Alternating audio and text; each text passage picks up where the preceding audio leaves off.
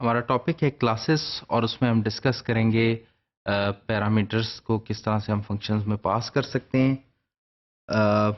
Methods with parameters. Methods with parameters में एक example हम देख रहे हैं। यहाँ हमारे पास एक क्लास है कबाब और दूसरी एक और क्लास है कबाब फैक्ट्री। और कबाब फैक्ट्री में आप देख सकते हैं कि एक फंक्शन हम बना रहे हैं ऑर्डर और it will return kebab. Customer भी एक क्लास है जो बेसिकली कबाब बाय कर सकता है। बाय कबाब उसको एक फंक्शन प्रोवाइड किया हुआ है। तो जब भी वो बाय कबाब का फंक्शन कॉल करता है एक्चुअली, तो कबाब फैक्ट्री से एक कबाब हाउस का ऑब्जेक्ट बन रहा है और उसके ज़रिए हम कबाब हाउस को ऑर्डर जनरेट कर रहे हैं और वो रिटर्न कर रहा है कबाब। तो ये बेसिक, अगर आप क्लैरिफाई कर रहे हैं इस एग्जांपल को, तो बेसिक वे में आप देख सकते हैं कि ये एक सिंपल ऑब्जेक्ट है जो बेसिकली एक कस्टमर और एक फैक्ट्री हम उसे कह रहे हैं जो जनरेट कर रहा है ये प्रोडक्ट। तो ये प्रोडक्ट है जिसे मैंने अभी सिलेक्ट किया है और ये कस्टमर इसको डिमांड कर रहा है। ये वो प्लेस है जो ये प्रोडक्ट जनरेट कर रही है और ये वो शख्स है जो इस प्रोडक्ट को कंज्यूम कर रहा है। तो कस्टमर जो है इस प्रोडक्ट का कंज्यूमर है, जबकि कबाब फैक्ट्री जो है इस प्रोडक्ट की प्रोड्यूसर है। तो कंज्यूमर जो है या कस्टमर जो है वो बेसिकली ऑर्डर जनरेट करता है कबाब फैक्ट्री को, और कबाब फैक्ट्री जो है एक्चुअली रिटर्न में उसे जो प्रोडक्ट रिटर्न करती है विच इज़ कबाब। तो होपफुली आपको बेसिक आइडिया जो है इन तमाम चीज़ों का समझ आ गया होगा। लेकिन यहाँ पर एक पॉइंट जो क्लियरली आपको मेंशन करना है कि कबाब्स की बहुत सारी टाइप्स हो सकती हैं। तो आइडिया ये है कि तमाम टाइप्स के ऑर्डर अलग अलग लिए जाएं या तमाम टाइप्स के अलग अलग फंक्शंस बनाए जाएं। ये एक वो क्वेश्चन है जिसको हम आगे जाके देख रहे हैं। तो होपफुली आपको इस बेसिक आइडिया का पता लग गया होगा कि किस तरह से कस्टमर जो है वो कबाब ऑर्डर कर रहा है कबाब फैक्ट्री के थ्रू, और कबाब फैक्ट्री जो है उसकी बेसिकली रिस्पॉन्सिबिलिटी है इस प्रोडक्ट को कस्टमर को देना। तो यहाँ पर जो पॉइंट है वो ये है कि मल्टीपल टाइप्स के कबाब के लिए हम कबाब फैक्ट्री में क्या प्रोविजन दे रहे हैं।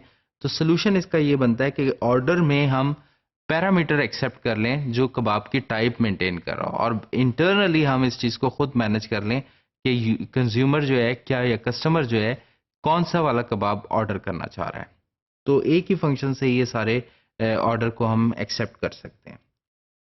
अब ऑर्डर को हम देखते हैं फर्दर।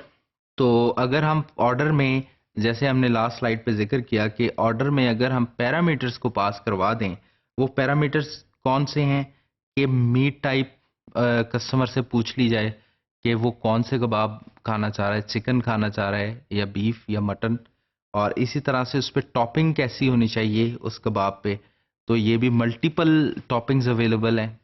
तो जब ये दोनों ऑप्शंस कंज्यूमर बता दे या कस्टमर बता दे, तो फिर एक फाइनली कबाब उस ऑर्डर के मुताबिक तैयार हो जाना चाहिए। तो अब यहाँ पर आप देख रहे हैं कि आपके पास, आपके सामने एक कस्टमर की क्लास मौजूद है वॉइड बाय कबाब, और इसके अंदर हमने कबाब फैक्ट्री का एक ऑब्जेक्ट बनाया कबाब हाउस, और मीट का एक ऑब्जेक्ट बनाया chicken is equal to new meat chicken, उसमें यानी मीट की टाइप हमने मेंशन कर दी।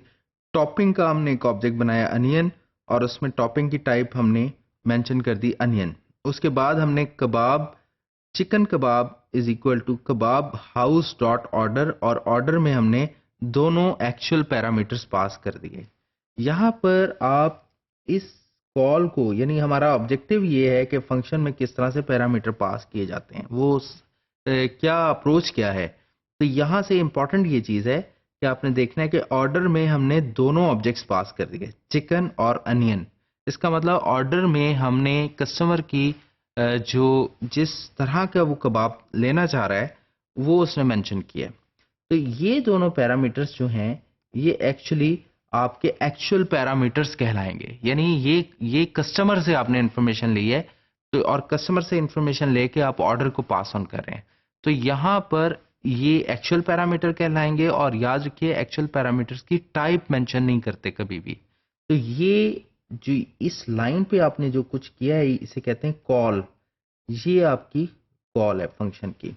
और फंक्शन कॉल में हमेशा आप एक्चुअल पैरामीटर पास करते हैं और उन एक्चुअल पैरामीटर्स की कभी भी टाइप मेंशन नहीं करते। ऑर्डर जो है उसकी रिटर्न टाइप कबाब है और इसलिए यहाँ पर ये कबाब रिटर्न करेगा और ऑब्वियसली वो जो कबाब रिटर्न करेगा वो चिकन कबाब ही होगा।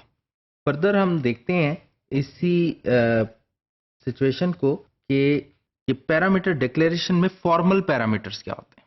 एक्चुअल पैरामीटर हमने देख लिया कि जो कॉल में हम लिख रहे हैं वो एक्चुअल पैरामीटर्स हैं। फॉर्मल पैरामीटर्स वो होते हैं जब आप एक फंक्शन को डिफाइन करते हैं। ये देखें यहाँ पर आप फंक्शन डिफाइन कर रहे हैं और यहाँ पर आप ये पैरामीटर लिस्ट दे रहे हैं। तो फंक्शन की डेफिनेशन में जो फंक्शन हेडर में जो आप पैरामीटर्स बता रहे होते हैं उन्हें आप कहते हैं फॉर्मल पैरामीटर्स। तो याद रखिए फॉर्मल पैरामीटर्स के साथ टाइप मेंशन करना भी जरूरी है। जैसे मीट चॉइस की टाइप है मीट और टॉपिंग चॉइस की टाइप है टॉपिंग और इसके बाद जो है ये आपका फर्दर सोर्स कोड लिखा हुआ है। तो ये फॉर्मल पैरामीटर्स हैं। तो एक्चुअल और फॉर्मल पैरामीटर में बेसिक फर्क क्या है? एक्चुअल पैरामीटर्स जो है फंक्शन कॉल में लिखे जाते हैं और विदाउट टाइप लिखे जाते हैं और ये एक्चुअली ऑब्जेक्ट की वैल्यू कंटेन कर रहे होते हैं, जबकि फॉर्मल पैरामीटर्स जो हैं ये एक्चुअली रेफरेंसेस होते हैं और ये अपनी रेफरेंस टाइप भी मेंशन करनी होती है इनसे पहले। और वो जो टाइप फॉर्मल पैरामीटर में जो वैल्यूज आ रही होती हैं वो एक्चुअली इनमें आके कंटेन्ड हो जाती हैं। अब नीचे कुछ इनकी डिस्क्रिप्शन है वो हम देख लेते हैं। Formal parameter acts as a place holders. Place holders का मतलब ये है कि ये बेसिकली लोकेशंस हैं जिनके अंदर एक्चुअल पैरामीटर्स की वैल्यूज ने आके स्टोर होना है। For example X and Y in the equation. Further formal parameters have no values before they are assigned. तो फॉर्मल पैरामीटर्स की इनिशियली कोई वैल्यूज नहीं होती। The values of actual parameters that are pass when the method is called. तो actual parameters की values ही formal parameters पे finally assign होती हैं and the values can vary from call to call. और हर कॉल पे यूजर की चॉइस या कस्टमर की चॉइस फर्क हो सकती है। नेक्स्ट टाइम हो सकता है मटन कबाब और विद डिफरेंट टॉपिंग जो है वो कस्टमर ऑर्डर कर दे। Formal parameters names need to be the same as actual parameters name. तो फॉर्मल पैरामीटर्स के नाम और एक्चुअल पैरामीटर्स के नाम को सेम होने की जरूरत भी नहीं है। फॉर्मल पैरामीटर स्पेसिफाई अ डाटा टाइप, जबकि एक्चुअल पैरामीटर्स में हमें डाटा टाइप मेंशन करने की जरूरत नहीं होती। ये कुछ पॉइंट्स हैं जिनको आपको याद रखना चाहिए। उसके बाद पैरामीटर पासिंग जो है रेफरेंस वैल्यूज एज ऑब्जेक्ट। यहाँ पर आप देख सकते हैं कि कुछ पैरामीटर्स जो पास हो रहे हैं हमारे इस जगह पर, तो ये रेफरेंसेस हैं और ये ऑब्जेक्ट्स हैं। जब ये इन फंक्शंस पे आए तो यहाँ पर भी ये रेफरेंसेस ही बन गए और रेफरेंसेस उन्हीं सेम ऑब्जेक्ट्स को रेफर कर रहे हैं।